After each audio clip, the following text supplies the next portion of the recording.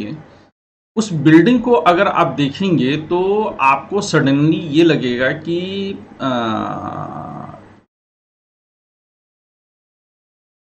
जैसा जो है मकान मालिक होगा, मकान मालिक का जैसा स्वभाव होगा, वैसा ही उस मकान की बनावट भी होगी। अब आज की तरह नहीं कि जब सरकार ही सबके मकान बना दे रही है। अच्छा, इसमें भी बड़ी कमाल की चीज है, आज ज्यादातर लोगों के बिहेवियर भी लगभग एक जैसे हैं, सब एक जैसे उल्लू के पट्टे होते जा रहे हैं। लोगों की सोच बिल्कुल एकदम बांध दी गई है। इसलिए आजकल जो फ्लैट का कल्चर उभरा है उसमें लगभग एक जैसे ही धूर्त और बेवकूफ किस्म के लोग रहते हैं, जिन्हें कि अपने पढ़े लिखे का गुमान होता है। एक बड़ा बढ़िया उदाहरण मैं आप लोग को दूं। कल ज्योतिरादित्य सिंधिया का मैं जो है एक स्टेटमेंट पढ़ रहा था। अब समझिएगा कि ज्योतिरादित्य सिंधिया भाजपा में केंद्रीय मंत्री हैं। उन्होंने लिखा कि पहले की सरकारों में आतंकवाद के प्रति उदासीन रवैया रहा है, जिसके लिए पहले की सरकारें दोषी रही हैं। तो मैंने उनसे प्रश्न पूछा कि आपके पिताजी भी पहली सरकार में केंद्रीय मंत्री रहे हैं, बड़े पावरफुल मंत्री रहे, तो क्या आप मानते हैं कि आपके पिताजी भी आतंकवाद को बढ़ावा देने के दोषी हैं? और नंबर 2 सवाल मैंने उनसे पूछा कि पिछली सरकारों में आप खुद मंत्री थे, तो क्या आप मानते हैं कि आप दोषी थे? नंबर 3, क्या आप मानते हैं कि अटल बिहारी वाजपेयी और आडवाणी भी दोषी थे? तो मुझे ब्लॉक कर दिया।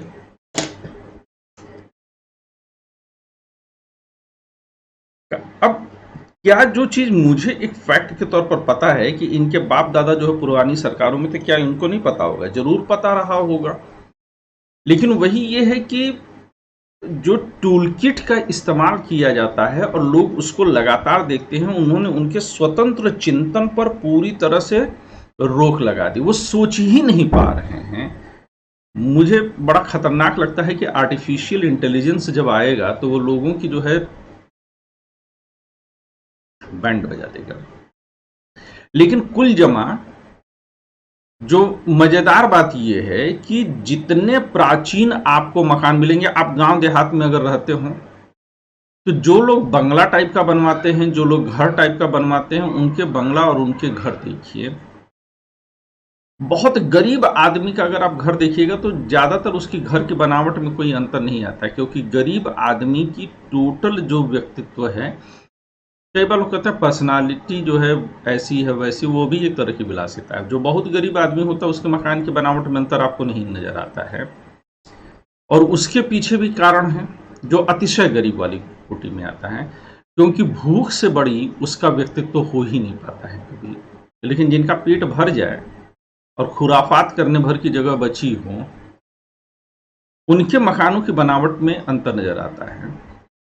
तो आप कभी भी निकलिए, जाइए, देखिए कि लोगों के मकान कैसे बने हुए हैं, और उसके आधार पर अगर आप देखेंगे तो मकान मालिक के व्यक्तित्व का आपको अंदाजा मिल जाएगा कि मकान मालिक जो है वो किस तरह का सोचता होगा, या फिर मकान मालिक के जो है व्यक्तित्व को देख करके मकान के डिजाइन का अंदाजा लिया जा सकता है। इतना ही नहीं, किसी भी मकान को देख करके ये बताया जा सकता है कि ये मकान कितने समय पहले का बना होगा। जैसे आज की तारीख में जो धन पशु हैं, उनके मकान देखिए, खासतौर से जो अपर मिडिल क्लास के लोग हैं तथाकथित रूप से, उनकी अगर आमदनी को आप रख लीजिए कि महीने में 2-4 लाख रुपए जो है उनकी आमदनी हो जाती है, ऐसे लोगों के अगर मकान देखिए तो उनके मकान आपको कम नजर आएंगे आज की तारीख में, होटल्स ज़्यादा नजर आएंगे। और होटल्स ज़्यादा क्यों नजर आएंगे? क्योंकि उनका व्यक्तित्व इसी तरह के होटलों की और कारपोरेट सेक्टर की चकाचौंध में पला बढ़ा है। उनके लिए असली जिंदगी का मतलब ही ये होता है कि शीशे का मकान हो, खिड़की विड़की हो बड़ी बड़ी सी, उसमें जो है बड़ा सा टीवी लगा दिया जाए, खूब महंगा वाला सोफा रख दिया जाए, और उसकी जो मकान की बाहरी डिजाइन भी हो वो किसी कारपोरेट हाउस जैसी हो।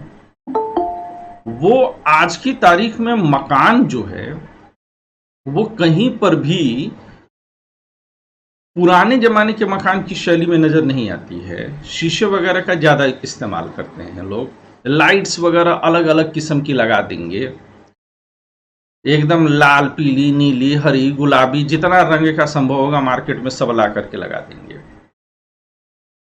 ये उस दिवालियेपन की निशानी है कि तुम्हारा सोच कारपोरेट की गुलामी से आगे बढ़ा ही नहीं है, तुम वहीं तक सीमित हो। स्वतंत्र व्यक्तित्व तो जन्मा ही नहीं। आज की शिक्षा स्वतंत्र व्यक्तित्व को जन्म नहीं लेने देती है। भारत की टोटल शिक्षा प्रणाली इसलिए है, गिरजेश सर शायद मुझसे सहमत हों, कि यह कारपोरेट सेक्टर का गुलाम बनाती है हमको।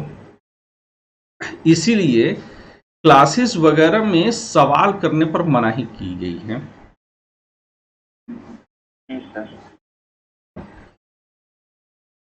सरकारें भी जो है चाहती हैं कि आप सवाल मत करिए क्योंकि आपको गुलाम रहना है, और आप लोग भी सवाल नहीं करते हैं क्योंकि आप गुलाम रहना चाहते हैं।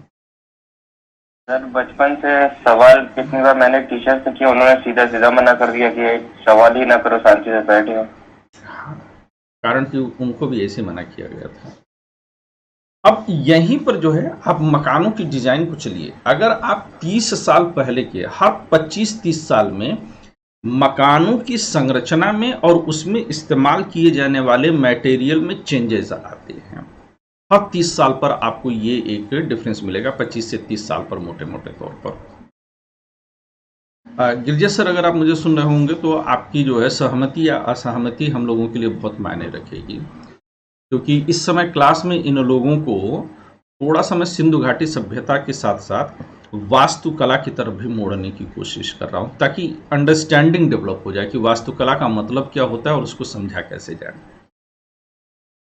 अब आप किसी भी मकान में घुसते ही आप अंदाजा लगा सकते हैं कि 50 साल पहले वो कैसा रहा होगा। जैसे कि अगर पिछले 25-30 साल में कोई भी मकान बना है तो उसके छत की ऊंचाई तकरीबन 10 फीट के आसपास रहेगी, उससे ज़्यादा की जो है नहीं होती है। उसके पहले अगर चले जाइएगा, जितने पुराने मकानों में जाइएगा, छत की ऊंचाई उतनी ज़्यादा मिलती है अगर पक्के मकान होंगे। कच्चे मकानों में जो आज से 50-60 साल पहले कच्चे मकान बनाए जाते थे, उनमें ज़्यादातर किया ये जाता था कि पूरे घर को एक लेवल पर बनाने के बाद फिर उस पर दुछत्ती डाली जाती थी। दुछत्ती का मतलब ये होता था कि अंदर ही अंदर एक छोटे से पासेस के जरिए उसको पूरे मकान को कवर किया जाता था, जिससे कि मकान पूरा का पूरा बहुत ठंडा रहता था, उसमें गर्मी का एहसास बहुत कम होता था और स्टोरेज उतना ही होता था। जैसे मान लीजिए कि 2000 स्क्वायर फीट का मकान है तो स्टोरेज भी उनको करीबन 1700-1800 स्क्वायर फीट का मिल जाता था। तो जितना भी घर में अनाज राशन वगैरह होता था, जो चीज़ें खास तौर से संभाल करके रखी जानी थी, और हम जैसे बदमाश बच्चों से बचा करके जब गुड़ वगैरह रखा जाना होता था तो वो उन्हीं के अंदर उनको जो है स्टोर किया जाता था, वहाँ पर वो खराब भी कम होती थी। तो ये आप गांव की शैली में देखेंगे, लेकिन बाकी मकान वो काफ़ी ऊंचाई पर होते थे। अगर आप 40-50 साल पहले तक के मकानों में चले जाएंगे तो आज की जैसे लिंटर लगा करके छतें बनाई जाती हैं ब्रिक्स वगैरह की, वैसे नहीं बनती थी, बल्कि बड़े बड़े पत्थरों को काट करके और उनके साथ जो है एक सपोर्टिंग सिस्टम, चाहे वो लोहे की जो है स्केल दी जाती थी या फिर जो है मजबूत लकड़ी की दी जाती थी, तो उसके सपोर्ट के जरिए बनाई जाती थी। फिर मकानों की जो बाहरी डिजाइन होती थी वो भी अलग होती थी। 40-50 साल पहले जब मकान बनते थे तो हर कमरे की तरफ कहीं पर भी, चूंकि उस जमाने में लाइट नहीं होती थी, तो रोशनी करने के लिए एक जो है छोटा सा जो है उसमें कट जरूर बनता था। क्या बनाते थे?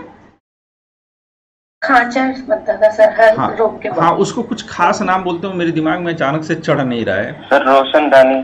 नहीं, रोशनदानी तो तब होता है ना जब सूरज की रोशनी आनी होती है। ताखा सर। ताखा। हाँ, पर अलग अलग जगहों पर इसको अलग अलग नाम दे सकते हैं। नहीं, ताखा भी नाम नहीं देते थे। ताखा पर तो सामान रखते थे ना, वो सिर्फ दिया सर एक ख्वाजा ढिबरी वगैरह जलाने के लिए जगह दी जाती थी। हाँ, अलग अलग जगहों पर अलग अलग लोकल नाम हो सकते हैं। ठीक है ना। तो ये चीजें मिलती थी। फिर दरवाजे कैसे होते थे? अगर कुछ समय पहले के दरवाजे अगर आप देखेंगे तो चौखट जो होता था वो बड़ा महत्वपूर्ण होता था। कभी भी चौखट पर पैर नहीं रखना होता था, चौखट पर पैर रखना मना किया जाता था। और अगर सामान्य घर की जो है फर्श ये थी तो चौखट इतना ऊंचा बनाया जाता था। अब बचपन में हम लोग उससे लड़ लड़ करके खूब गिरते थे।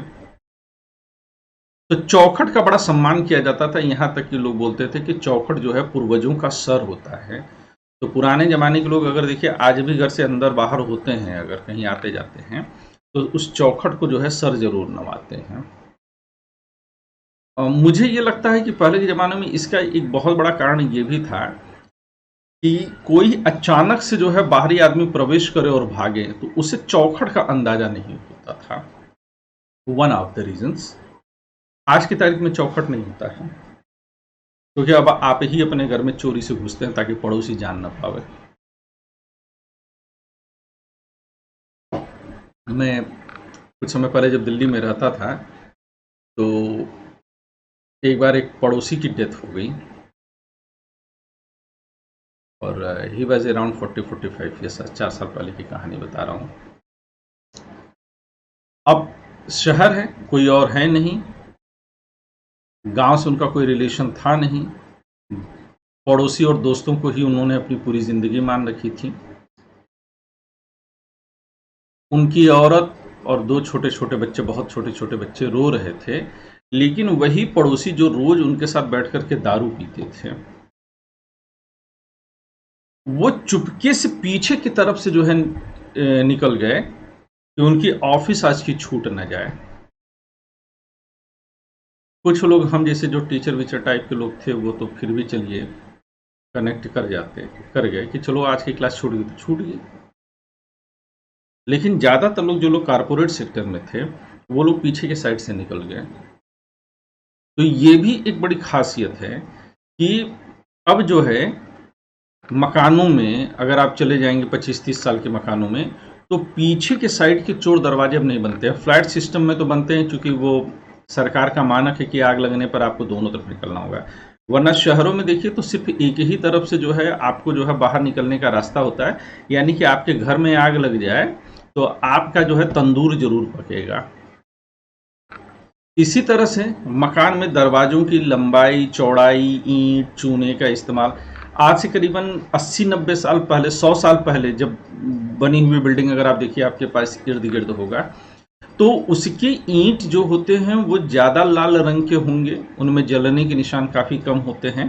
और उस समय जो है सीमेंट का इस्तेमाल नहीं होता था बल्कि बेल वगैरह को मिला करके, बेल में चूंकि चिपकने का गुण होता है तो उससे मिला करके जो है उसका मसाला तैयार किया जाता है। अगर पुरानी बिल्डिंग को कभी खरोच करके चखेंगे ना, हल्का सा, बहुत ज़्यादा मत खा लीजिएगा, तो आपको वो हल्का मीठेपन का एहसास देगा। और इतने साल का जो है बेल अभी भी मीठा मिलता है, सड़ता नहीं है। तो बहुत लंबे समय से अगर चीज़ों को आप देखेंगे तो डिज़ाइंस मकान वगैरह की बड़ी अलग अलग किस्म की बनती है। नक्काशियाँ भी जो हैं वो बड़े अलग अलग समय पर अलग अलग किस्म की हुई। जैसे कि जब मुस्लिम आक्रमणकारी इस देश में आए तो मुस्लिम आक्रमणकारियों ने देश में आने के बाद जिस तरह से जो है अपने मकबरे वगैरह बनवाए तो शुरुआती दौर में उन पर नक्काशी नहीं हुआ करती थी। बाद में मुगलों के अंतिम पीरियड तक आकर के उनके जो है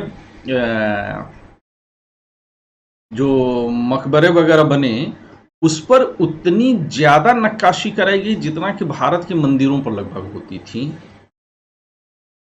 तो वो भी क्या है कि वो भी सिविलाइजेशन का, मुस्लिम आक्रमणकारी इस देश में आने के पहले कभी भी वो हिस्सा नहीं थे सभ्यता का, संस्कृति उनके पास नहीं हुआ करती थी। तो ये लगातार अगर आप देखिएगा तो आपको एक फ्लो जो है इस तरह से बनता हुआ दिखाई देगा।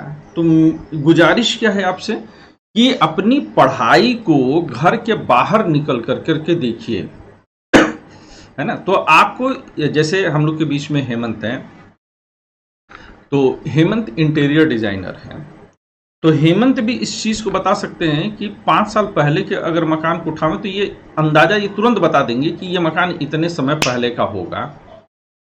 जी सर। है ना। सर तो मेहराब कहाँ से आए? मेहराब, क्या प्रश्न है तुम्हारा एग्जैक्टली? कहाँ से मतलब आया ये मेहराब? मेहराब शब्द जो है वो फारसी का शब्द है, और फारसी के जो भी शब्द हैं वो ज्यादातर बेटा तुम्हारे ईरान वगैरह में जो है, जो उस समय फारस साम्राज्य हुआ करता था, वहां पर ही जो है इसका प्रयोग होता था, है ना। पर ऐसा नहीं है कि मेहराब का जो है कोई पूर्ववर्ती जो है कभी भारत में था ही नहीं। अगर हम ऐसा कहेंगे तो फिर हम गलत कहेंगे, परंतु मेहराब शब्द का जो प्रयोग है वो सर्वप्रथम वहीं पर हुआ है।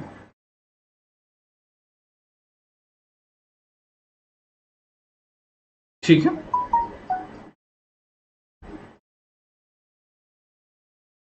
सर ये आकृति फिर मुस्लिम जो आए उनके बाद आई थी, जैसे जो गुम्बद आकार आकृति जो बनती है उसमें? नहीं, ये जो डोम्स का आकार है, यानी कि अर्धवृत्ताकार जो लगभग मिलता है, ऐसा नहीं है कि गुंबद उनके आने के बाद ही बने हैं, पर यह है कि विशिष्ट शैली में उसको जो है इमारतों का एक हिस्सा अनिवार्य रूप से उनके समय में ही बनाया गया है। कुछ ऐसे प्राचीन इमारत जरूर हैं जिनमें कि छोटे जो है गुंबदों का प्रयोग किया गया है, पर हमारे यहाँ ज़्यादातर क्या होता था कि ऐसे जो है ऊपर की तरफ चढ़ती थी पुरानी जो बिल्डिंग्स हैं, पर मेहराब ऐसा नहीं कि बिल्कुल से नहीं थे, तो वो मेहराब बोल रहा हूँ, गुंबद बिल्कुल नहीं थे, परंतु उसको अनिवार्य लक्षण बनाया जाना ये मुसलमानों के साथ आया है। अच्छा, इसके पीछे का कारण क्या, ये भी समझ लीजिए। मुसलमान जिस एरिया में पनपे हैं शुरुआती दौर में, वो रेगिस्तान का एरिया है, जहां पर कि किसी तरह की प्राकृतिक विशिष्टताएं बहुत कम रही हैं। इसके उलट भारत में प्राकृतिक विशिष्टताएं बहुत अधिक रही हैं, विभिन्नताएं बहुत अधिक रही हैं। तो जब भारत में बिल्डिंगें बनती थी तो उन पर उस तरह की डिजाइनें उकेरी जाती थी। इस्लाम की एक खासियत ये भी रही है कि वह अपने समय के पहले की जो है संस्कृति को पूरी तरह से खत्म करके एक नई संस्कृति को विकसित करता है। वो पुराने इतिहास को पूरी तरह से भुला देना चाहता है, परंतु भारत में ये परंपरा नहीं आपको देखने को मिलेगी। भारत अपनी पुरानी परंपरा और शैली से बड़े गहरे से जुड़ी हुई है, वो उसको छोड़ना नहीं चाहती है, तो वो कहीं ना कहीं उन चीज़ों को अपनी जो है नक्काशी में उतारेगी, लेकिन उनके पास वो खाली हो जाता है। एक और बड़ा अच्छा काव्य में चले जाइए, अंतर मिलेगा। काव्य में जब गजलें लिखी गई हैं तो गजलों के लिखे जाने का पैटर्न क्या रहा है? गजलों के लिखे जाने में ज्यादातर माशूक या माशूका के, हालांकि ज्यादातर पुरुषों ने ही लिखा है, तो माशूका की खूबसूरती का बयान किया गया है, शराब पर चर्चा की गई, उनके यहाँ प्राकृतिक जो है गुणों की जो है चर्चा नहीं की गई है। लेकिन वहीं पर भारत के काव्य में अगर आप देखेंगे तो प्रकृति की इतनी जो है खूबसूरत रचना की गई है कि पलंग पर सोई हुई हीरोइन को भी जूही की कली से जो है तुलना कर दी जाती है। हमारे यहाँ प्रकृति की छटा जो है हमारे काव्य में बहुत ज्यादा देखने को मिलेगी।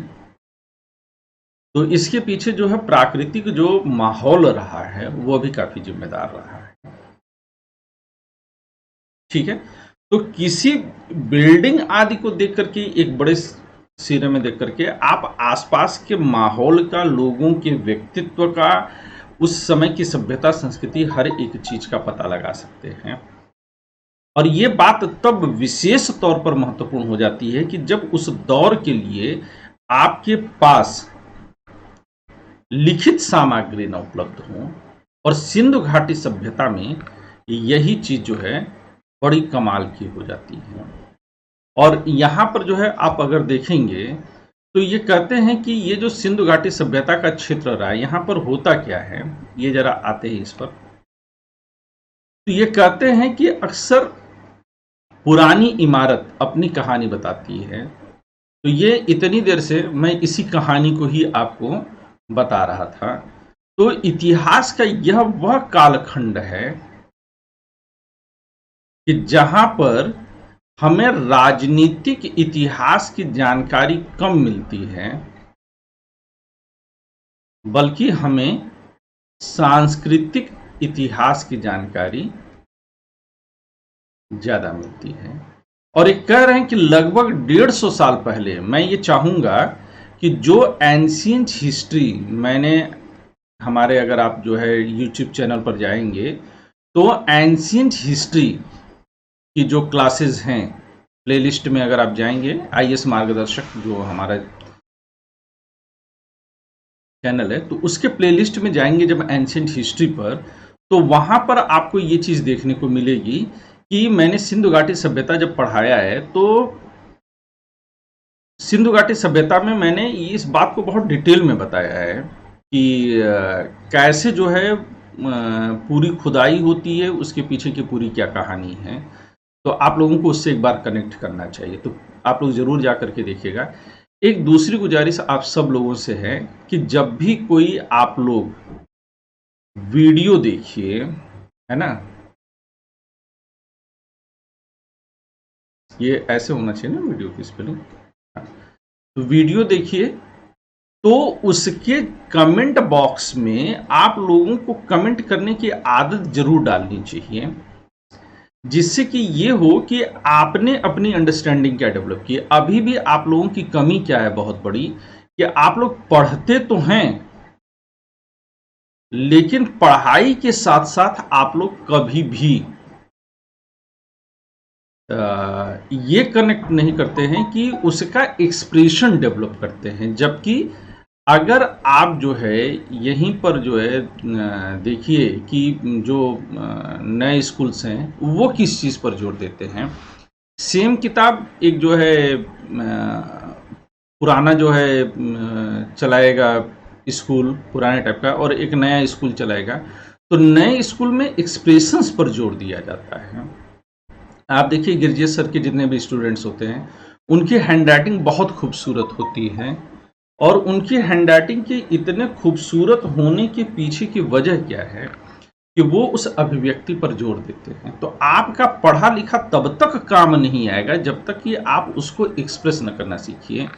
तो what I am expecting from you guys कि आफ्टर एवरी क्लास, अच्छा मुझे भी तो पता चलना चाहिए, मैं ट्रैक आपको कैसे करूंगा कि आप क्या पढ़ रहे हो क्या नहीं पढ़ रहे हो। या तो आप मुझसे छिपा करके पढ़ लीजिए, और अगर आप चाहते हैं कि मैं आपकी पढ़ाई के प्रति जिम्मेदार रहूं तो मुझे ट्रैक करने दीजिए ना कि आप क्या पढ़ रहे हैं, कब पढ़ रहे हैं, कितना पढ़ रहे हैं, तो मुझे भी तो अंदाजा लगेगा ना। जैसे मान लीजिए कि आप पॉलिटी का पढ़ रहे हैं, आपने 4 वीडियोस देख लीजिए और उसके बाद आप नहीं आगे बढ़ रहे हैं, तो मुझे ये तो पता चलेगा ना कि पिछले 7 दिनों में आपने कितना पढ़ा है।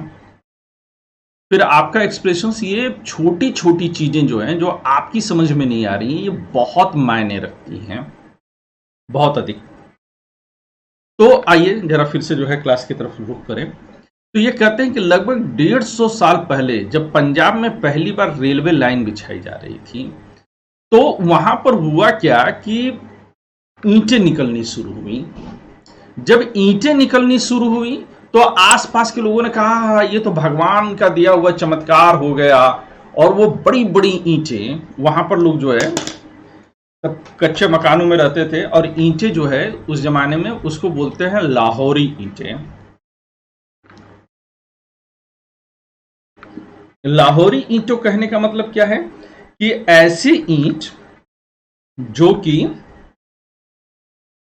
भट्टे में न पका करके उसको जो है आप सीधा सीधा आग में पकाते हैं अपने घर के आसपास में या कहीं बाहर जो है, और थोड़े थोड़े करके ईंट बनाते हैं। तो उनको ऐसे ईंटों का बनाए जाने में बहुत अधिक समय लगता था। तो ये हुआ कि क्या करें फिर, तो जब उनको ईंटें मिली, वो भी बहुत जो नॉर्मल साइज की ईंट होते हैं उनके मुकाबले बड़ी ईंटें मिली, तो लोग जो है बहुत खुश हुए और उन्होंने इसको जो है ईश्वर का जो है दिया हुआ वरदान माना और सारी ईंटें ले जाकर के वो लोग अपने घर पर इस्तेमाल कर डाले। नतीजन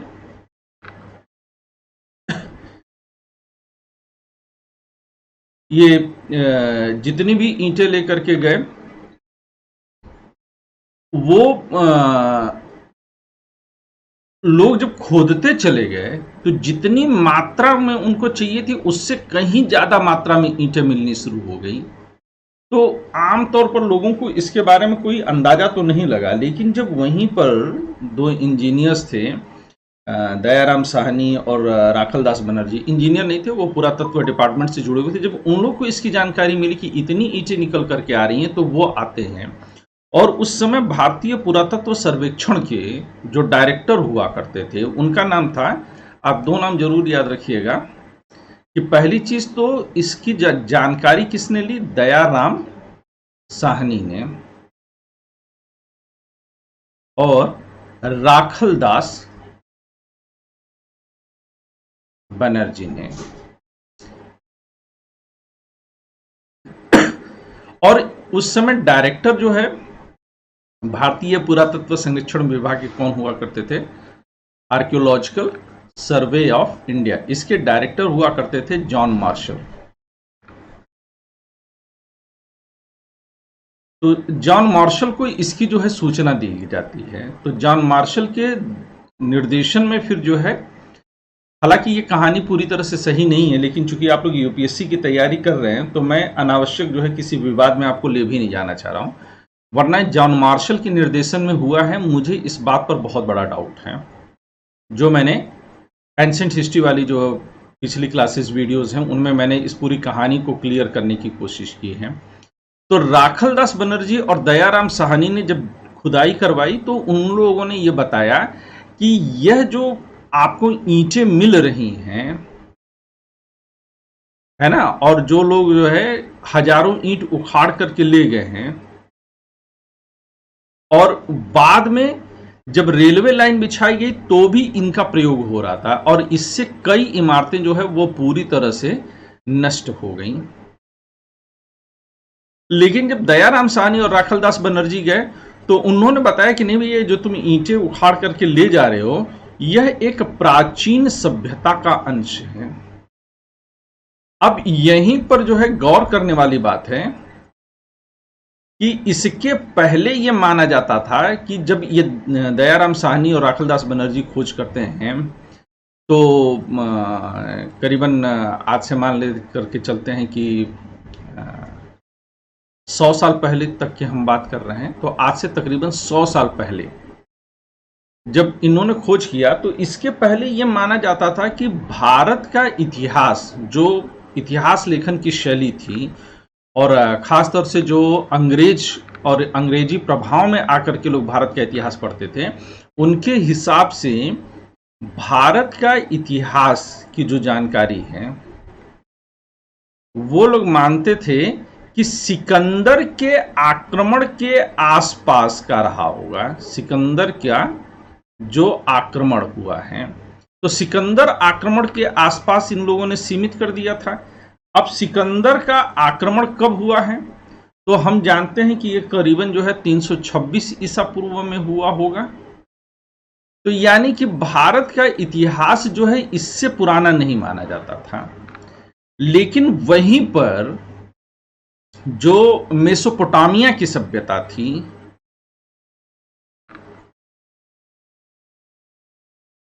मेसोपोटामिया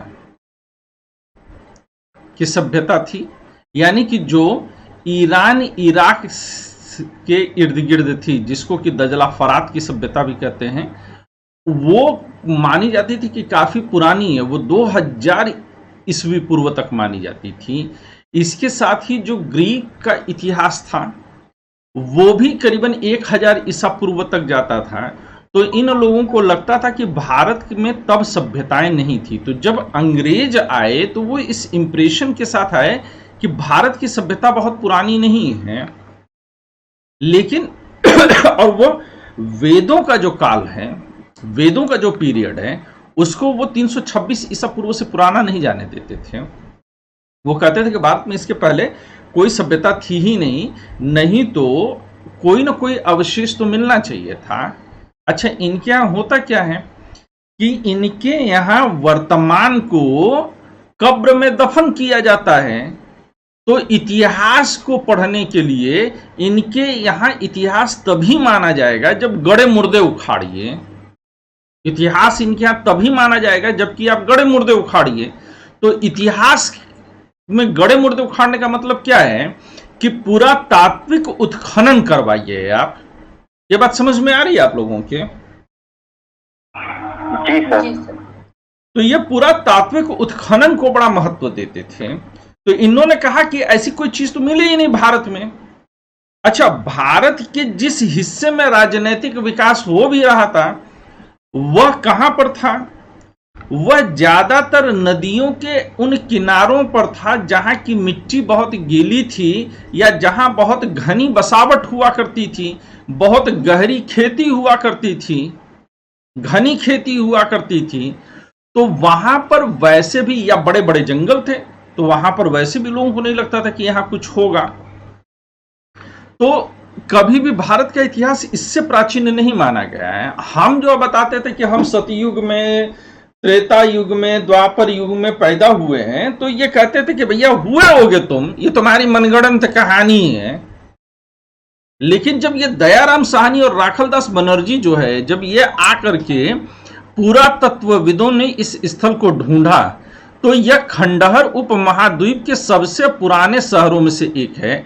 और चूंकि इस नगर की खोज सबसे पहले हुई थी, इसलिए बाद में मिलने वाले इस तरह के सभी पुरा स्थलों में जो इमारतें और चीजें मिली उन्हें हड़प्पा सभ्यता की इमारत कहा गया। और इन शहरों का निर्माण लगभग 4700 साल पुराना है।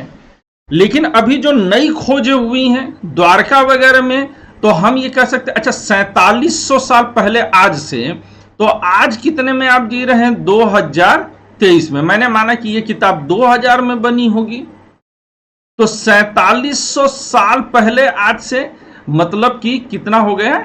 करीबन 2700 ईसा पूर्व ये किताब कह रही है। ये अब इसको ये कंफ्यूजन होगा अगर बहुत गौर से नहीं पढ़ेंगे शब्दों को, तो क्या होगा?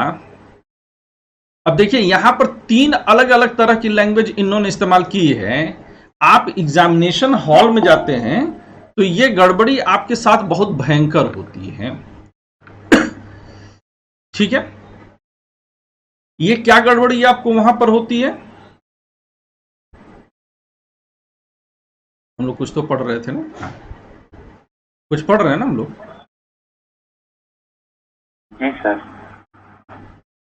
हाँ, तो गड़बड़ी क्या होती है कि अब देखिएगा, सभी लोग बहुत गौर से कनेक्ट करने की कोशिश करिएगा कि यहां पर लिख रहे हैं कि 150 साल पहले। तो कब से 150 साल पहले? आज से? Yes sir. हमने माना कि 2000 में ये किताब लिखी गई, तो 2000 से 150 साल पहले कितना समय रहा होगा?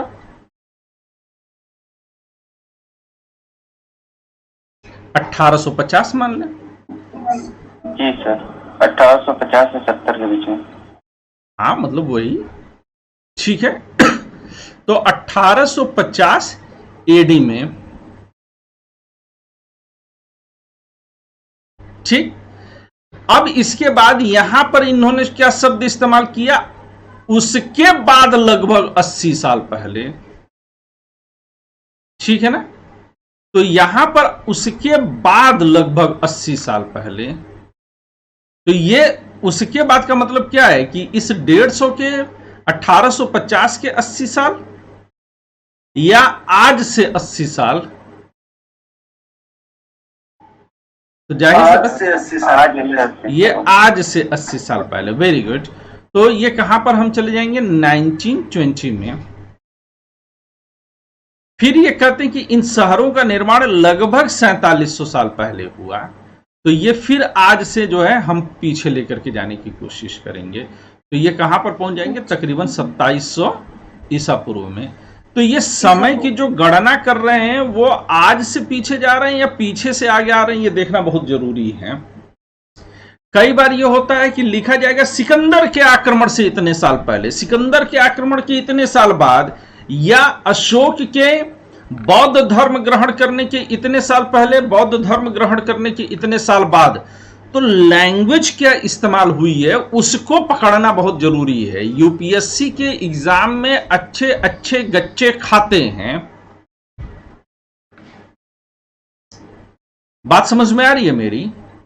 तो लैंग्वेज को पकड़ा जाना बहुत जरूरी है।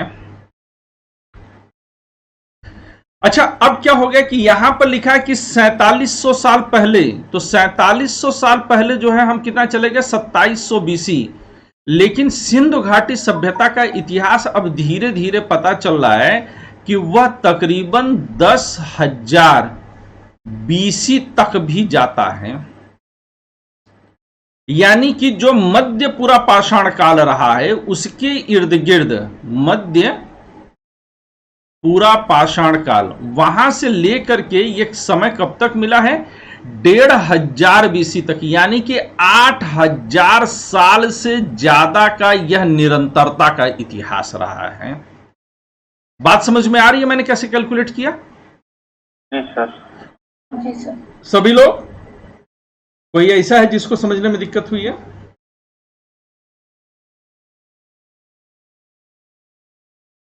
No sir. रामेश्वरी, संदीप, सगरे जना, बोलो भाई। सर मुझे कंफ्यूजन रही है हमेशा सर। अच्छा, आप जिंदा हो गए, बताइए।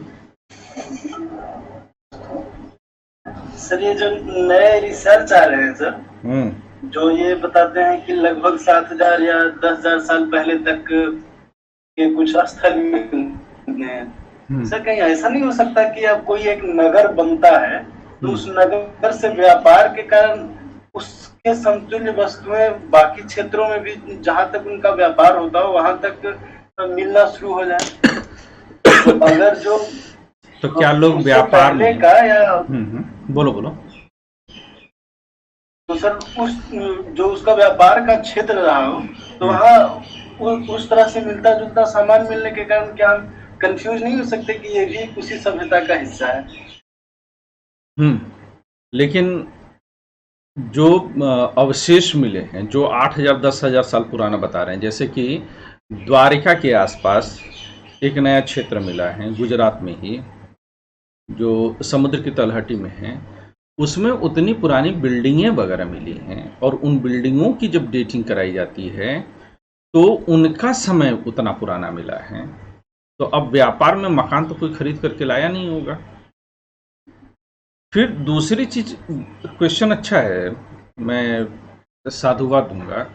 दूसरी चीज ये है कि सिर्फ जो है बिल्डिंग ही नहीं है, बिल्डिंग के साथ साथ अगर मान लीजिए कि पटना में कोई एक बड़ा जगह हो और फिर उसके बाद बनारस में कोई एक जगह हो, तो पटना और बनारस के बीच में हमको कुछ न मिल रहा हो, लेकिन पटना और बनारस में मिलने वाली चीजें एक तो बिल्कुल समान ना हो लेकिन एक दूसरे से बिल्कुल भिन्न भी ना हो।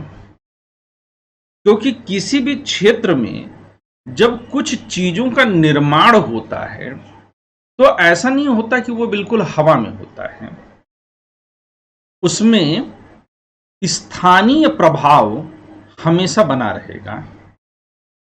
इस बात को आप मानते हैं? जी सर। मैं इसका एक उदाहरण दूं।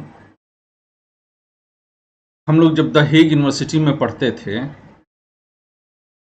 तो वहां पर हम लोग को डेली एक कोल्ड ड्रिंक दी जाती थी दोपहर के समय में, चूंकि हम लोगों का जो है ट्रैवलिंग काफ़ी होती थी, तो इंटरनेशनल पब्लिक मैनेजमेंट का कोर्स कर रहे थे, तो पब्लिक मूड्स को जानने का हम लोगों को काम होता था, तो काफ़ी ट्रैवल करते थे, तो यूनिवर्सिटी की तरफ से हम लोग को प्रोवाइड कराया जाता था। वो कोल्ड ड्रिंक में शुगर की मात्रा बहुत कम होती थी, लेकिन हमारे यहाँ जो कोल्ड ड्रिंक होती है उसमें शुगर की जो मात्रा होती है वो ईमानदारी से कहा जाए तो बहुत अधिक होती है। तो इसके पीछे का, अच्छा हमारे यहाँ इसी तरह से जब पिज्ज़ा वगैरह भी बनते हैं तो उनमें स्पाइसेस जो होती हैं वो कंपैरेटिवली काफ़ी ज़्यादा होती हैं, जबकि उनके यहाँ जो होते हैं उनके यहाँ ये मात्रा काफ़ी कम होती है। जब उनके यहाँ के कुछ लोग हमारे पास आए तो उनके साथ दिक्कत क्या,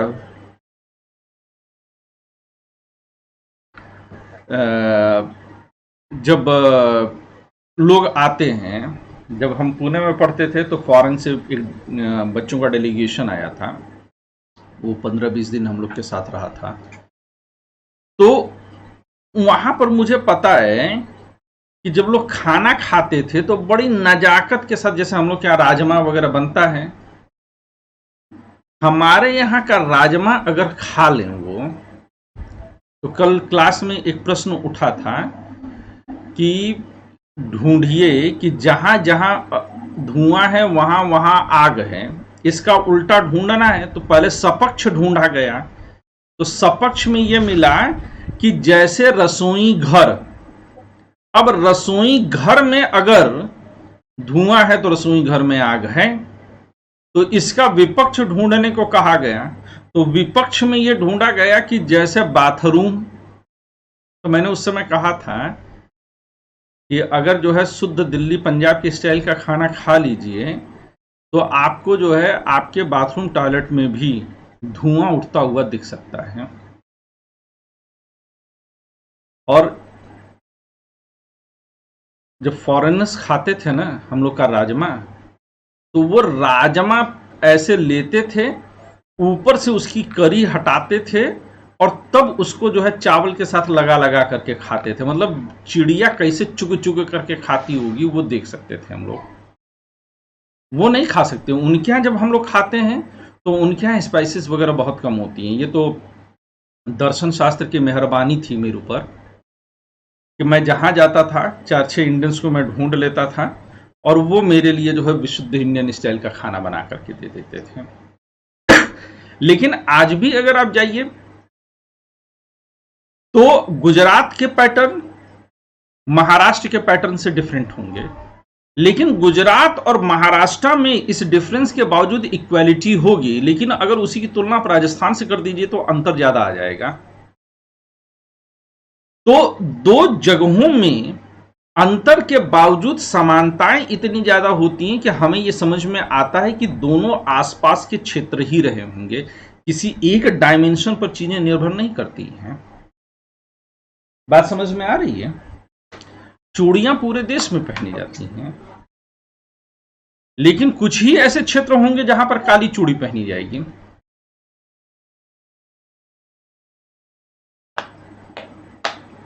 सर द्वारका के अलावा और कितने जगह होंगे सर जो जहां बड़े बड़े बिल्डिंग महल ये सब की आकृति मिली है? बेटा जितना बड़ा जो है सिंधु घाटी सभ्यता है उसमें आपका पूरा भारत, पाकिस्तान, बांग्लादेश, अफगानिस्तान सब समा जाए शायद। वो क्षेत्र बहुत बड़ा है। हम जानते हैं कि भारत का ही जो क्षेत्रफल है वो 32,87,263 वर्ग किलोमीटर का है कि नहीं है? जी सर। जी सर। सिंधु घाटी सभ्यता का भी जो विकास मिलता है वो अफगानिस्तान से लेकर के महाराष्ट्र और उत्तर प्रदेश तक मिलता है। और उनमें से हम ये जानते हैं कि केवल 3% का ही उत्खनन हुआ है अभी तक। तो तुम्हारे प्रश्न का उत्तर मैं कितने बड़े दावे के साथ दे सकता हूं जब हम ये जानते हैं कि केवल 3% का ही उत्खनन हुआ है। लेकिन सिंधु घाटी सभ्यता में अगर तुम बड़े नगरों को देखना चाहते हो तो द्वारका के अलावा धौलावीरा में भी मिला है, हड़प्पा में भी मिला है, दैमाबाद में भी मिला है, आलमगीरपुर में भी मिला है, हर जगह मिले हैं। और आज की तारीख में उसको हड़प्पा का क्षेत्र बोलने के बजाय, ये बहुत सारे इतिहासकारों का मत है कि हम इसको हड़प्पा का क्षेत्र बोलने के बजाय हम इसको कौन सा क्षेत्र बोलें? सरस्वती नदी का क्षेत्र, सरस्वती सभ्यता के नाम से जानना चाहते हैं। यानी कि सभ्यता जो है वो खिसक करके जो है कहां से, सिंधु नदी से खिसक करके जो है आपके लगभग लगभग गंगा यमुना के बेल्ट के करीब आने लगी है। और अगर मैं सिर्फ धौलावीरा का एक एग्जांपल ले लूं सूरज, तो धौलावीरा में सभ्यता एक बार बसी है, इसको आप समझिएगा कि एक बार सभ्यता बसी और इस सभ्यता का जो है विनाश हो जाता है कुछ समय के बाद, फिर और इस पर जो है मिट्टी वगैरह की तह जम जाती है, ये नीचे दब जाता है धीरे धीरे धीरे धीरे कई 100 साल में। इसके ऊपर फिर एक सभ्यता जन्म लेती है, फिर इसके ऊपर जो है मिट्टी गाद वगैरह पड़ता है, फिर ये जम जाती है, खत्म हो जाती पूरी तरीके से, फिर इस पर एक सभ्यता का जन्म होता है, फिर इस पर जो है चीजें जो है समाप्त होती हैं, और ऐसे ऐसे करके 5 लेयर मिले हैं। ऐसे भी जगह हैं जहां पर कि 7 लेयर्स हैं। तो आपके प्रश्न का जवाब जो है कि ऐसे कौन से क्षेत्र हैं, ये डाउट आपका बड़ा अच्छा है, प्रशंसनीय है। रामेश्वरी कनेक्ट कर पा रही हो इस बात को? अनिका, संदीप, 7 लेयर या 5 एक मिनट मतलब औरों को मौका दो ज्यादा मिल रहा बोलने है का। आप लोग कनेक्ट कर पा रहे हो क्लास में? जी सर। जी सर। जी सर। जी सर। हुकारी पारते रहिएगा, ऐसा ना हो कि हम ही और सूरज बतियाते रह जाएं।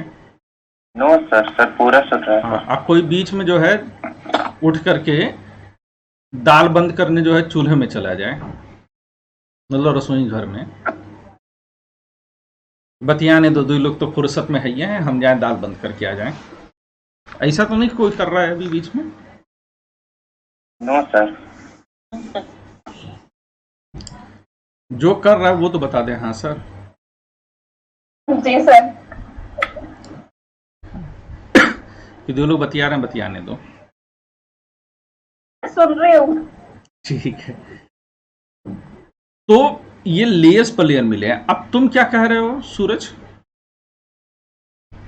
सर तो अगर अधिक लेयर मिलते हैं सर, तो इसका मतलब ये तो होता है कि जो जैसे एक खास पर्टिकुलर पीरियड ले हड़प्पा और मोहनजोदड़ो का, तो उससे पहले कोई सभ्यता वहां पे धौलावीरा के आसपास में रही हो। धौलावीरा की अगर सब बोलो। जैसे हम लोग पढ़ते हैं सर कि कृष्ण ने एक द्वारका बसाई थी, तो इसके प्रमाण अभी तक बेहतर तरीके से नहीं मिल पाते हैं, तो इस वजह से हम लोग इसको इतिहास का हिस्सा अभी तक नहीं मानते हैं सर। नहीं, इसके तो लेकिन प्रमाण अगर मिले इसके हैं। प्रमाण मिलते हैं, नहीं, और इसके प्रमाण मिले हैं। जाना जाता है। सूरज, पहले तो ऐसे मत खारिज करो, इसके प्रमाण मिले हैं और ऐतिहासिक प्रमाण मिल चुके हैं।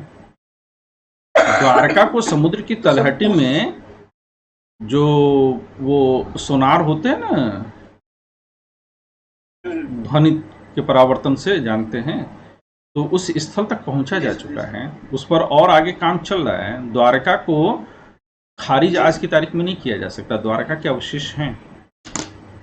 अब वो कौन से कृष्ण के हैं? वही जो सुदर्शन चक्र रख करके जो है, अभी तक नहीं बन पाया है। कौन कहता है कि इतिहास का पार्ट नहीं बना पड़ा है? Who says it? इतिहास का हिस्सा नहीं, कौन कह रहा है? जब खुदाई होगी तभी मानोगे। खुदाई होना इसका क्या मतलब कि इतिहास केवल जो है पुरातत्ववाद ही है, पुरातात्विक अवशेषों से भिन्न जो है इतिहास नहीं है। बहुत सारे ऐसे सम्राट रहे हैं, बहुत सारे ऐसे राजा रहे हैं जिनके कि अवशेष आज की तारीख में प्राप्त नहीं होते, तो क्या उनका जो हम इतिहास नहीं मानते हैं? ये तो इतिहास की तुम्हारी अपनी मनगढ़ंत परिकल्पना है ना, इसको बाकी सभी लोग क्यों मान लें? तुमने कक्षा 4-5 पास हो, उसको इसमें थोड़ा सा जोड़ना चाह रहा था सर कि अगर कोई पहले चीज तो जो अपनी गलती है उसको मानो। अलग सभ्यता रही होगी सर। पहले तो अपनी गलती मानो कि इतिहास जो है खुदाई से प्राप्त हो वही नहीं है। एक बार बताओ, कक्षा 4-5 पास हो?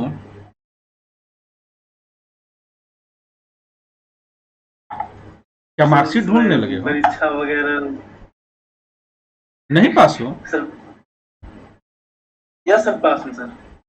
तो इतना संदेह क्यों रख रहे हो? नकल छठी तक तो पास हूँ सर, छठी के बाद एग्जाम वगैरह की परंपरा थोड़ी ढीली हो गई थी। अरे तो एग्जाम के ही जरिए नहीं, स्कूल ने पास किया था ना, तो अभी तो अगली क्लास में प्रवेश मिला है। जी सर, जी सर, जी सर। जरूरत से ज्यादा दिमाग लगाने के कुछ नुकसान होते हैं, ठीक है ना। कुछ हृदय का भी प्रयोग कर लिया करो। विशुद्ध दिमाग का प्राणी बनोगे तो कंफ्यूजन आ जाएगा। कक्षा 4, 5 में, 6, 7 में भी जब इतिहास पढ़ाया जाता है तो उसमें रामायण और महाभारत की कहानियां पढ़ाई जाती हैं, नहीं पढ़ाई गई हैं? सर पढ़ाई गई है सर। नहीं लगती। क्या बोल रही हो प्रीति? छठी में लगती पढ़ाई गई थी सर। 6th क्लास में हमारी लगी थी एक बुक, बाल राम कथा। लगी थी? बहुत जोर से लगी थी कि धीरे से लगी थी? नहीं लगी, सिलेबस से लगी। सिलेबस में था, लगी थी। इनको बुक आकर के लग गई थी। तो इतिहास पढ़ाया गया है, कैसे करो कि वो इतिहास का हिस्सा नहीं है? किसी राजनीतिक दल से हो क्या? सोशल मीडिया का प्रभाव है, जहां पर रोज चिल्ला करके कहते हैं कि हमको जो है रामायण और महाभारत क्यों नहीं पढ़ाया जाता है, हमको शिवाजी के बारे में क्यों नहीं पढ़ाया जाता, हमको जो है महाराणा प्रताप के बारे, सबके बारे में पढ़ाया गया है। भगत सिंह के बारे में नहीं पढ़ाया जाता है। इतिहास में केवल गांधी और नेहरू हैं। नेहरू के ऊपर कितने चैप्टर पढ़े हैं आपने? सर भगत सिंह के ऊपर सर 4th क्लास में पढ़ाया गया सर, पूरा चैप्टर सर। नहीं, नेहरू के बारे में कहाँ पढ़ाया गया है? सर उनके बारे में नहीं पढ़ाया गया सर। उनके बारे में हिस्ट्री में सर 6th क्लास में थोड़ा बताया गया था। लेकिन भगत सिंह के बारे में, सुभाष चंद्र बोस के बारे में आपको ज्यादा इतिहास में मिलेगा। जी सर। और सर उनका तो पूरा चैप्टर अच्छा खासा पढ़ाया गया। गिरिजेश सर जो है अभी कनेक्ट नहीं कर पा रहे हैं, हो सकता है कहीं सुन रहे हों, लेकिन उनको भी पता होगा कि हम लोगों की उम्र में भगत सिंह के ऊपर हर स्कूल में प्ले होता था, सुभाष चंद्र बोस के ऊपर हर स्कूल में प्ले होता था, लेकिन नेहरू के ऊपर प्ले नहीं होता था। लाल बहादुर शास्त्री की जीवनी पढ़ाई गई है कांग्रेस के ही समय में, लेकिन उनकी नहीं पढ़ाई गई। तो ये तो पूरा सोशल मीडिया वाली लैंग्वेज जो है सूरज उठा रहे हैं कि इतिहास में नहीं है। प्योर जो दक्षिणपंथी राजनीति सोशल मीडिया में हल्ला मचाए पड़ी है, यह उसका असर है। और देखो रील्स, टिकटॉक, यही होगा। ऐसे 2013 में भी तो राम सेतु पे उठाया गया था सर। हाँ, तो सोशल मीडिया पर ज्यादा रहेंगे तो यही नतीजा होगा। अब इसका बचाव सूरज क्या करेंगे? सर मैं सोशल मीडिया देखता ही नहीं। पर हम सब जानते हैं कि आज की तारीख में कोई भी ये कह दे कि सोशल मीडिया नहीं देखता है, हम सबको तो छोड़ो, गिरिजेश सर अगर कह दें कि सोशल मीडिया नहीं देखते हैं तो हम सब कह सकते हैं कि झूठ है। अब यह है कि सोशल मीडिया से आप प्रभावित कितना होते हैं। तो सूरज बहुत बुरी तरह से प्रभावित हो गए हैं। हाँ सूरज, अब आपका खत्म हो गया तो औरों का बढ़ावें?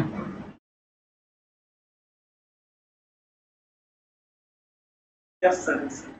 अच्छा, सूरज की एक बहुत खासियत है, इनको बात लगती बहुत तगड़ी है, ये कोहा जाते हैं। कोहा जाने का मतलब समझते हैं आप लोग? शादी में जैसे फुफ्फा का मुंह होता है वैसा मुंह बना के बैठ जाना।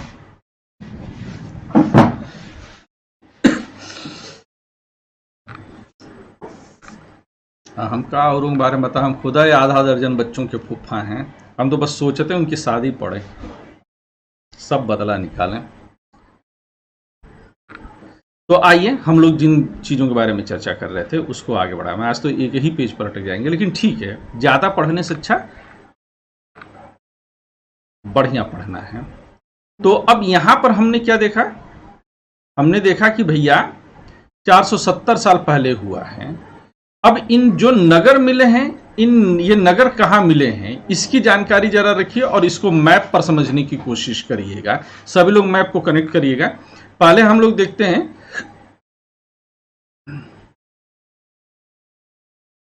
कि ये नगर आधुनिक पाकिस्तान के पंजाब और सिंध प्रांत, भारत के गुजरात, राजस्थान, हरियाणा और पंजाब प्रांतों में मिले हैं। तो कहां कहां पर?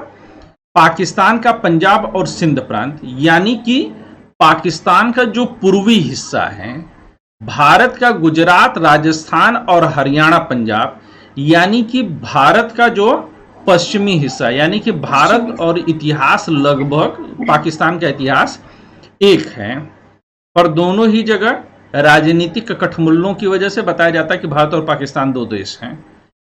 इन सभी स्थलों से पुरातत्वविदों को अनोखी वस्तुएं मिली हैं, जैसे मिट्टी के लाल बर्तन जिन पर काले रंग के चित्र बने थे, पत्थर के बाट, मुहरे, मनके, तांबे के उपकरण और पत्थर के लंबे ब्लेड आदि। ठीक है, अब जरा नीचे आते हैं हम लोग और यहां पर हम लोग इस मैप को समझने की कोशिश करते हैं। मैं थोड़ा सा मैप को छोटा कर दूं, 125। ये मैप दिख रहा है आप लोग को अच्छे से?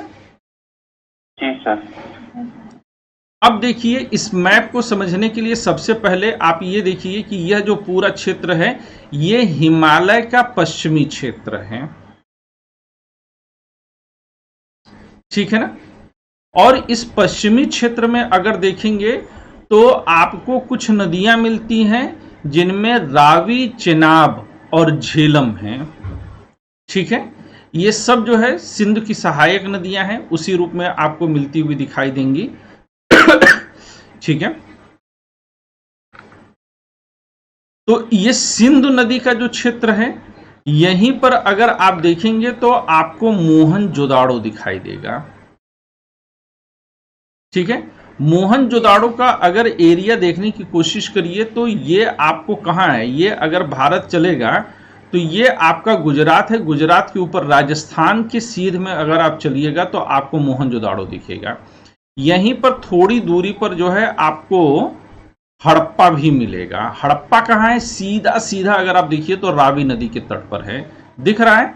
लेकिन ये अगर आप देखिएगा तो राखी गढ़ी और कालीबंगा के ठीक ऊपर है। ठीक है, ये हम मान लेंगे राजस्थान नहीं, गुजरात की सीध में ही इसको मोटे तौर पर रखेंगे। इधर क्या है? ये आपका जो है हड़प्पा है, रावी नदी के तट पर है। तो ये पाकिस्तान में है। सातका कोह, ठीक है, ये कहां पर? ये अरब सागर के ठीक मुहाने पर है, यानी कि किसी जमाने में यह पोर्ट रहा होगा, सी पोर्ट, बंदरगाह रहा होगा। ठीक है, और यह पाकिस्तान में अगर देखिए तो काफी अंदर तक जाता है। इसके अलावा यहां पर आपको चन्हू दड़ो मिला। तो ये तीन क्षेत्र जो है मोटे तौर पर हम ये कह सकते हैं जो पाकिस्तान में है। फिर ये आपका चन्हू दड़ो है जो कि पूरी तरह से आप गुजरात में लेंगे। धौलावीरा आपका गुजरात में है। सुरका तोदा या सुरकोतड़ा भी इसको बोलते हैं, ये इंग्लिश बनाई गई है, हिंदी में सुरकोतड़ा बोलते हैं इसको। तो ये भी आपका जो है गुजरात में मिला है। लोथल अगर आप देखिएगा तो बिल्कुल समुद्र के किनारे, तो लोथल उस जमाने का सबसे बड़ा जो है बंदरगाह हुआ करता था। और यहां पर जो है मतलब कि जहाजों को समुद्र से अंदर ला करके रखने के लिए, तो उसके लिए क्या किया गया था कि कटाई करके इस तरह से जगह बनाई गई थी कि जहां पर कि जो है जहाज आकर के अंदर रुकते थे। गमरीवाला, कालीबंगा, ये दोनों क्षेत्र ऐसे हैं जो राजस्थान के हैं, और राखी गढ़ी ये आपका हरियाणा में है। ये सारे क्षेत्र दिए गए हैं। अब यहीं पर देखिए, इन्होंने कहा कि पैमाना नहीं दिया गया है, यानी कि एग्जैक्टली इनका कोई जो है लंबाई चौड़ाई नहीं दी गई है। ये किताबें एनसीईआरटी की हैं, तो सारा क्रेडिट एनसीईआरटी को जाता है। ये सारे क्षेत्र समझ में आ गए सबके? जी सर। किसी को कोई doubt? No sir. All good? Yes sir. Yes sir. किसी को संदेह हो तो अभी बता दें।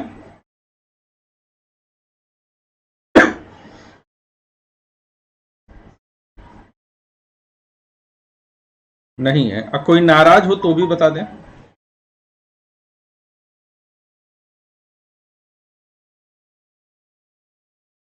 कोई नाराज है? सूरज भाई कुछ और कहना चाहते हैं, कहे कुछ और दिए इसलिए।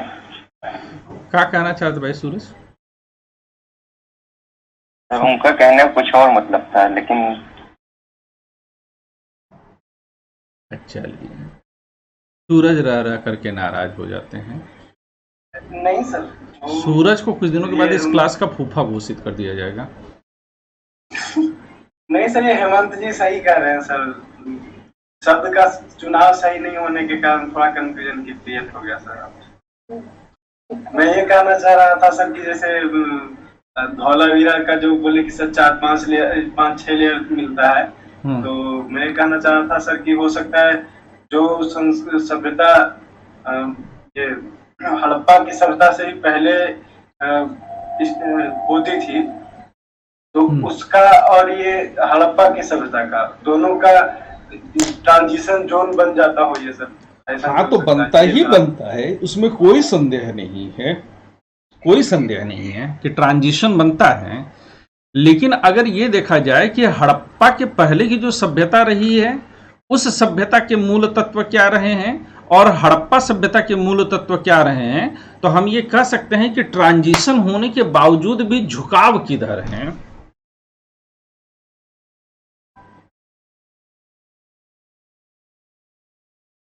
Is that okay? Yes sir. हम लोग और ज्यादा इस पर डिटेल में पढ़ेंगे। धौलावीरा जब मैं आपको पढ़ाऊंगा तो मैं कोशिश ये करूंगा कि पूरी एक क्लास जो है मैं सिर्फ धौलावीरा पर ले लूं। पढ़ा भी जाना चाहिए धौलावीरा को, अंडरस्टैंडिंग बड़ा गजब का डेवलप करती है। पर एक चीज मैं आपको जो है वो अलग है। कहां से?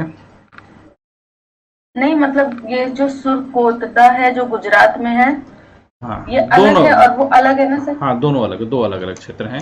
अच्छा, एक चीज मैं आप लोगों से और चाहूंगा कि इसको पढ़ना मत, मैं इतना टाइम इसलिए दे रहा हूं कि मैं चाह रहा हूं कि इसको चाट जाओ तुम लोग, एक एक शब्द चाटो, अंडरस्टैंडिंग डेवलप करो। और इसको फिर ये मत सोचना कि जब नेक्स्ट टाइम पढ़ेंगे तब इसको याद करेंगे। नेक्स्ट टाइम कुछ नहीं होता है, फिर पढ़ोगे फिर लगेगा छूटा हुआ है। अभी जितना मिले चाटना तुम लोग सीख जाओ। क्लास लेने से पहले अपनी जुबान को धारवार दे करके पूरा एकदम साफ करके लपलपाती हुई जीभ के साथ ही क्लास में बैठा करो और उसके बाद चाटना शुरू करो। अगर आप लोग चाहिए तो कुछ चाट मसाला वगैरह भी लेकर के बैठ सकते हैं, पर एक एक शब्द जेहन में इसी बार बैठ जाना चाहिए, उसे कल के लिए नहीं छोड़ना है। Is that clear to everyone? Yes sir.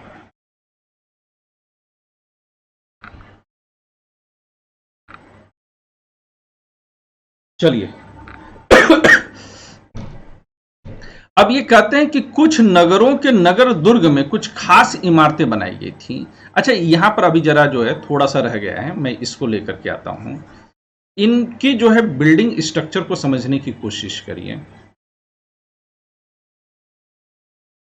तो कहते हैं कि इन नगरों की विशिष्टताएं क्या रही हैं। तो कहते हैं कि उससे ज्यादा हिस्सों में विभाजित किया गया था। नगर में से कई को 2 या उससे ज्यादा हिस्सों में विभाजित किया गया था।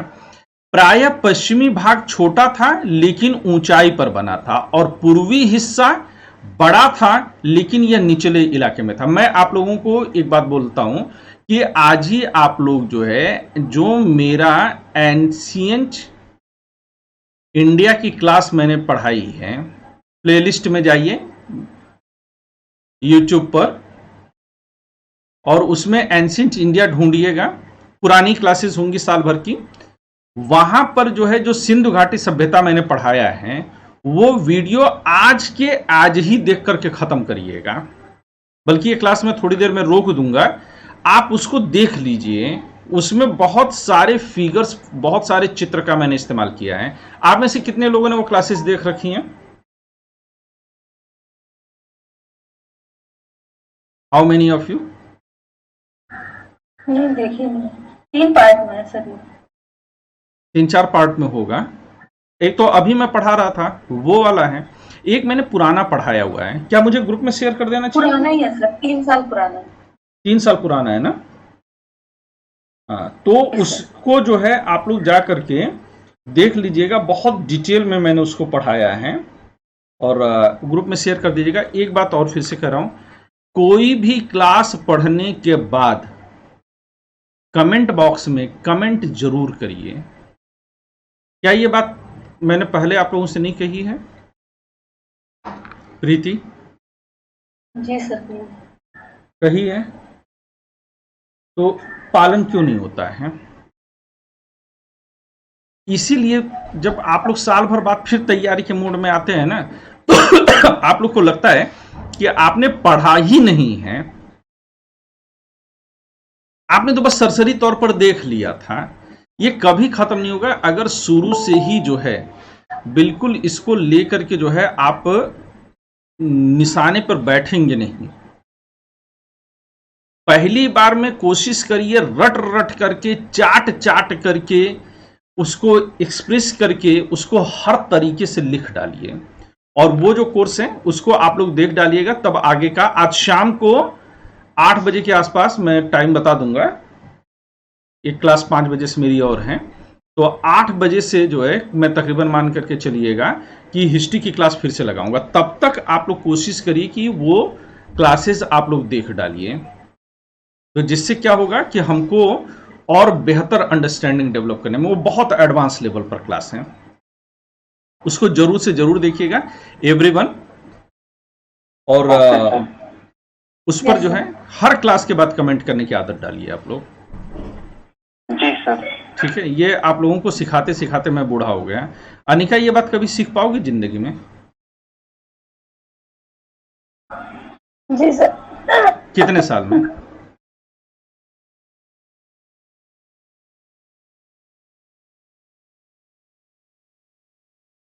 तो यहां पर क्या कहते हैं कि अब जो है प्रायः पश्चिमी भाग छोटा था लेकिन ऊंचाई पर बना था, और पूर्वी हिस्सा बड़ा था लेकिन यह निचले इलाके में था। अब यही देखिए कि अगर कोई हिस्सा ऊंचाई पर है लेकिन छोटा है, यानी कि यहां पर जो है धनी लोग रहा करते होंगे, यहां पर अमीर वर्ग रहा होगा, ठीक है। और ये पूर्वी हिस्सा बड़ा था लेकिन निचले हिस्से में था।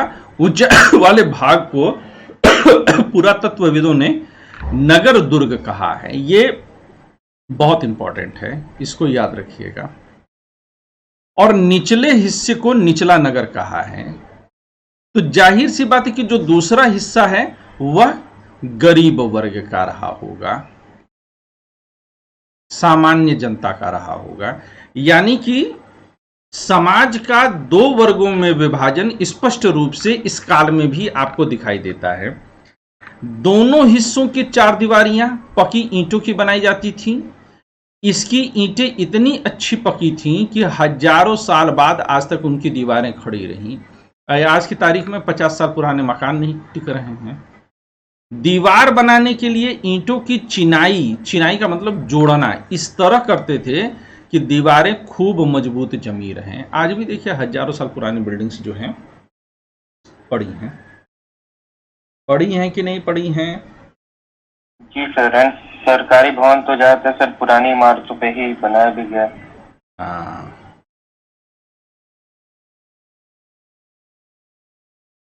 कुछ लोग जो है अपने घर में 70 साल के जो है क्वार्टर में रहते हैं पुराने, तो कोशिश उन लोग की यही है कि पूरा जो है बिल्डिंगें गिरा दीजिए, फिर से नया बन जाए। नया बनेगा तो उतना मजेदार कभी नहीं बनेगा। कुछ नगरों के नगर दुर्ग में कुछ खास इमारतें भी बनाई गई थी। अब जाहिर सी बात है कि अगर कोई नगर बनेगा तो कुछ बिल्डिंगें खास होंगी, कुछ बिल्डिंगें आम होंगी। मिसाल के तौर पर मोहनजोदड़ो में खास तालाब बनाया गया था जिसे पुरातत्वविदों ने महान स्नानागार कहा। इस तालाब को बनाने में ईंट और प्लास्टर का इस्तेमाल किया गया था। देखिए प्लास्टर का इस्तेमाल कितना पुराना है, 5000 साल पुराना है ना। इसमें पानी के रिसाव को रोकने के लिए प्लास्टर के ऊपर चारकोल की परत चढ़ाई गई थी। यह अब नई टेक्नोलॉजी में लोग इसको इस्तेमाल कर रहे हैं वॉशरूम वगैरह में। जी सर। इस सरोवर में 2 तरफ से उतरने के लिए सीढ़ियां बनाई गई थी। एक उत्तर दिशा में और दूसरी दक्षिण दिशा में। उत्तर दिशा से जो है तालाब के अंदर उतरते थे और दक्षिण दिशा की तरफ से निकलते थे। इधर से केवल उतरने की सीढ़ियां थी, इधर से चढ़ने की सीढ़ियां थी। क्लियर है? Yes sir. तो ये कैसे पता चला होगा कि इधर से उतरने की सीढ़ी उधर से चढ़ने की सीढ़ी है? सर वास्तु। अब पता नहीं उस जमाने में वास्तु किस तरह से रहा होगा, लेकिन सर हमें वास्तु पढ़ाया गया तो पुराना दिखा के पढ़ाया गया कि मतलब इस टाइम में ऐसे ऐसी चीजें हुआ करती थी। किस वास्तु में ये लिखा हुआ है कि उत्तर से जो है उतरिएगा और दक्षिण से चढ़िएगा? सर वास्तु में तो सर लगभग यही पढ़ाया गया कि जो सीढ़ियां जो रहती हैं तो उत्तर साइड ही रखी जाए। तो उत्तर हमें ये पढ़ाया गया। हाँ, तो उत्तर तो यहाँ उत्तर दक्षिण दोनों साइड में है ना। जी सर। तो उत्तर से ही उतरना है और दक्षिण से चढ़ना। ये कहाँ से? उत्तर में सिर्फ उतरने की सीढ़ी थी और दक्षिण में सिर्फ चढ़ने की सीढ़ी थी। सर इसको ऐसे पता कर सकते हैं सर कि जैसे अगर कोई नहा के बाहर निकलेगा तो सर भीगा हुआ बाहर जाएगा तो उसके तो जो पानी टपकेंगे उसके वजह से जो चारकोल की परत चढ़ाई गई और जो प्लास्टर चढ़ाया गया वो घिसेगा, लेकिन उत्तरी तरफ से जहां पानी नहीं गिरा था तो वहां चारकोल की परत अपेक्षाकृत नहीं दिखेगी। जबरदस्ती किसी बात को साबित कर दोगे। साबित करने, अरे ऐसा कुछ नहीं यार, मैंने मजाक में सिर्फ बोला था कि ये सिर्फ उतरने की सीढ़ी, ये चढ़ने की सीढ़ी है। सीढ़ी कोई ऐसी हो सकती कि सिर्फ उतरने के लिए हो और कोई सीढ़ी चढ़ने के लिए हो। जो सीढ़ी उतरेगी वो सीढ़ी चढ़ेगी भी ना। आजकल के मंदिरों में सर एक तरफ उतारा जाता है, दूसरी तरफ से चढ़ा दिया जाता है सर। तो वो तो व्यवस्था बनाएगी ना। तो दरवाजे में भी एक तरफ से आप घुसा एक तरफ से निकाल दीजिए। लेकिन जिन दिनों में भीड़ कम होती है उस समय में दोनों तरफ से घुसा करके दोनों तरफ से बाहर निकाल देते हैं। जी सर। ऐसा तो होता नहीं है।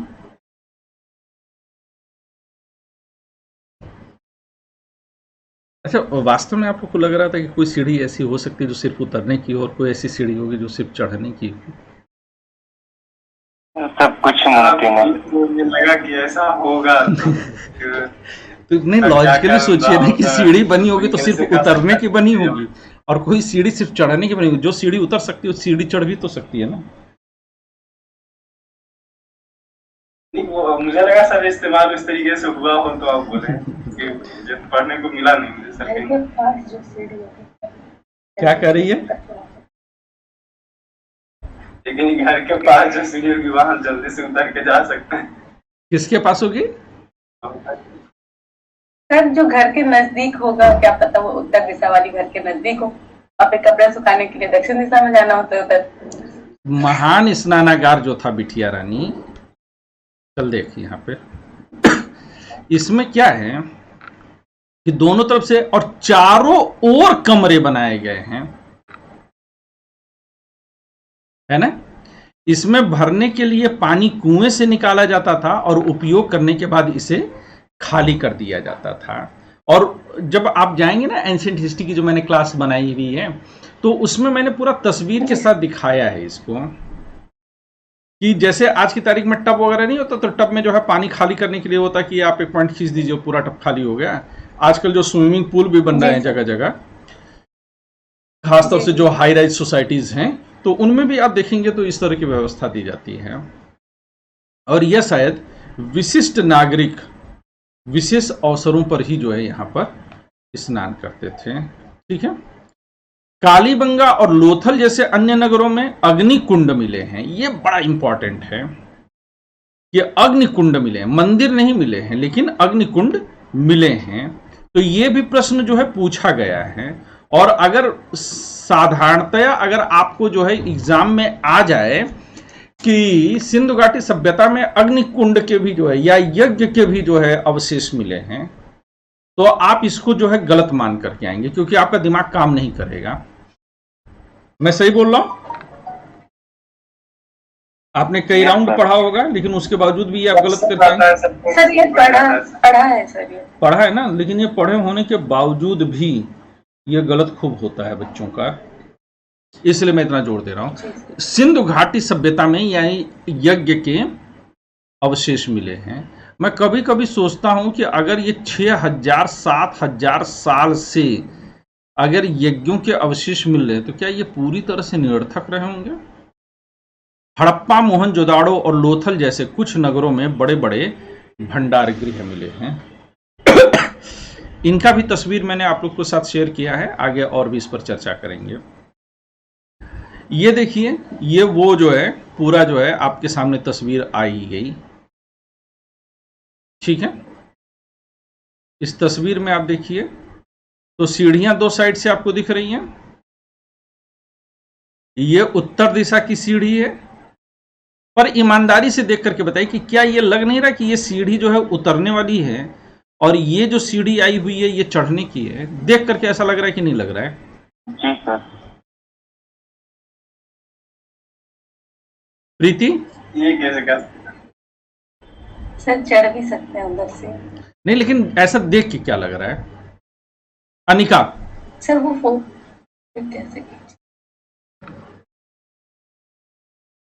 ये उतरने की और ये चढ़ने की लग रही है। संदीप, तुम्हें क्या लग रहा है? सर अगर मतलब कि यही मतलब वो जो पिक्चर है उस साइड पे लगता तो इधर से लगता कि चढ़ने वाला है, उधर से उतरने उत्तर वाला। दिशा की फोटो उत्तर दिशा में लगे ना भैया। कभी भी अगर पेपर पर अगर आप कुछ खींचेंगे तो ये उत्तर है, ये दक्षिण है, यह पूरब है और यह पश्चिम। अच्छा, एक चीज मैं आप लोग को आज एक और कमाल की बात बताऊं। ये तो चलिए मैप पर हो गया ना, लेकिन प्राचीन भारत में जो मैप बनता था उसमें अगर आप लोग कभी जन्म कुंडली अपनी देखिएगा तो जन्म कुंडली भी क्या है, एक तरह का नक्शा ही है। जी सर। ये जन्म कुंडली बनती है। जन्म कुंडली में ये दिशा पूर्व मानी गई है और ये दिशा पश्चिम मानी गई है, ये दिशा उत्तर मानी गई है और ये दिशा दक्षिण मानी गई है। तो ये पाश्चात्य शैली है जिसमें ये उत्तर माना जाता है, लेकिन अब हम लोग जब कभी भी मानेंगे तो यही मान करके चलेंगे। ये चारों तरफ इसके कमरे बनवाए गए हैं, ठीक है ना, जहां पर कि लोग जो है ये देखिए है ना, बड़े बड़े इधर के गिर गए हैं, लेकिन इधर भी आपको कुछ दिखाई देंगे। और ये क्या होगा कि यहां पर लोग नहाने के बाद कपड़े वगैरह बदलते थे। यहीं पर आपको एक कुआं जैसी आकृति भी बनेगी और इसी पॉइंट पर शायद जहां तक मुझे याद आ रहा है कि वो होल बना है जिससे पानी बाहर निकाल दिया जाता था।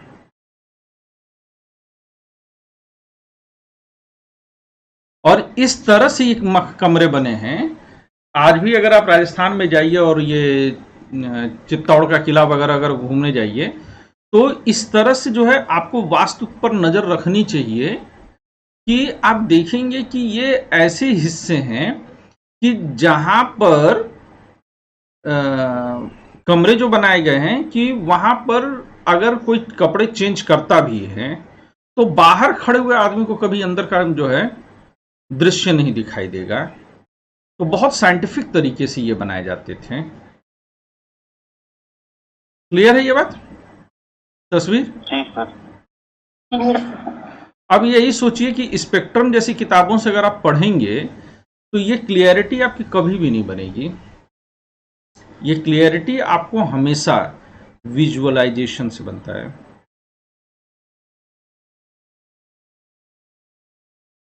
दृश्यीकरण से बनता है।